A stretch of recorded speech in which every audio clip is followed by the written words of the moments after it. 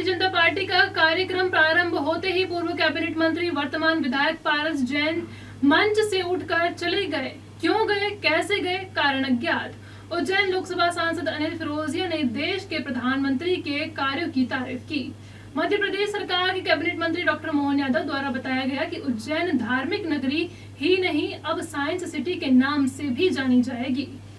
उज्जैन पहुंचे प्रबुद्ध सम्मेलन को संबोधित करते हुए भारतीय जनता पार्टी के प्रदेश अध्यक्ष बीडी शर्मा बोले, काम के बल पर ही उपचुनाव जीतेंगे। भारतीय जनता पार्टी के प्रदेश अध्यक्ष बीडी शर्मा द्वारा चर्चा में बताया गया कि हम अपने कार्य और संगठन शक्ति के बल पर उपचुनाव जीतेंगे।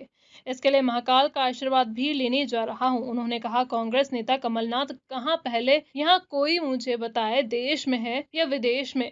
कांग्रेस द्वारा भारतीय जनता पार्टी पर उपचुनाव में पीएम के कामों का प्रचार किए जाने के आरोप का उत्तर देते हुए शर्मा ने कहा कि क्यों नहीं करें, वह हमारे नेता हैं। कांग्रेस राहुल गांधी के कामों का प्रचार करे। उन्होंने नीमच रतलाम रेल लाइन दोहरीकरण की मंजूरी के लिए पीएम को धन्यवाद दिया। साथ ही भाजपा प्रदेश अध्यक्ष बीडी शर्मा द्वारा किसान कानून वापस लेने के सवाल पर कोई जवाब नहीं दिया। कार्यक्रम प्रारंभ होते ही उज्जैन उत्तर विधायक पारस जैन मंच छोड़कर चले गए। क्यों गए, कैसे गए, इसका कारण अभी अज्ञात है। उज्जैन लोकसभा सांसद अनिल फिरोजिया द्वारा देश के प्रधानमंत्री नरेंद्र मोदी के कार्यों की जमकर तारीफ और बताया, कोरोना वायरस को हराने में महत्वपूर्ण योगदान हमारे देश के प्रधानमंत्री का रहा।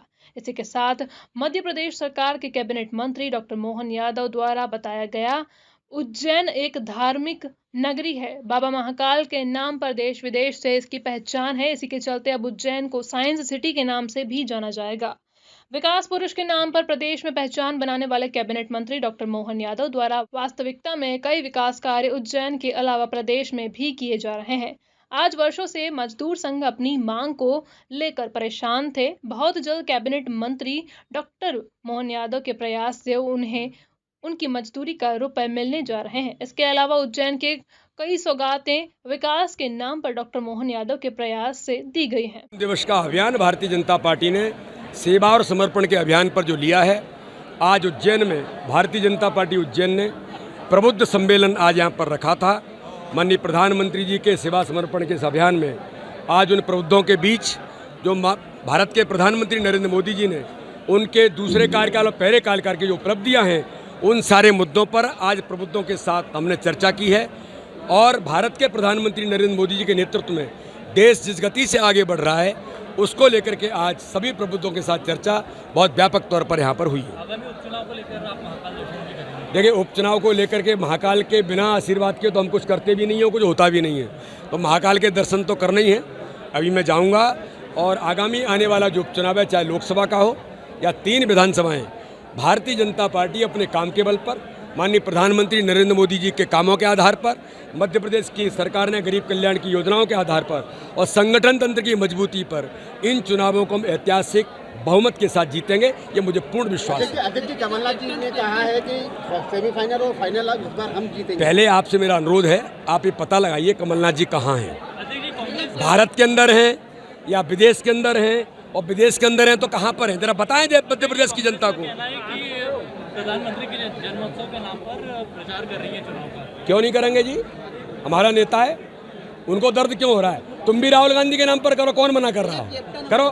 दूसरी बात, मैं आज माननीय प्रधानमंत्री नरेंद्र मोदी जी को बहुत बहुत कोटि से धन्यवाद देना चाहता हूँ कि आज माननीय प्रधानमंत्री ने नीमच रतलाम रेल लाइन का दोहरीकरण को जो अनुमति दी है, ये इस क्षेत्र के आर्थिक और सामाजिक और पर्यटन के विकास के लिए एक बहुत बड़ा कदम माननीय प्रधानमंत्री जी ने हम सबको सौगात दी है।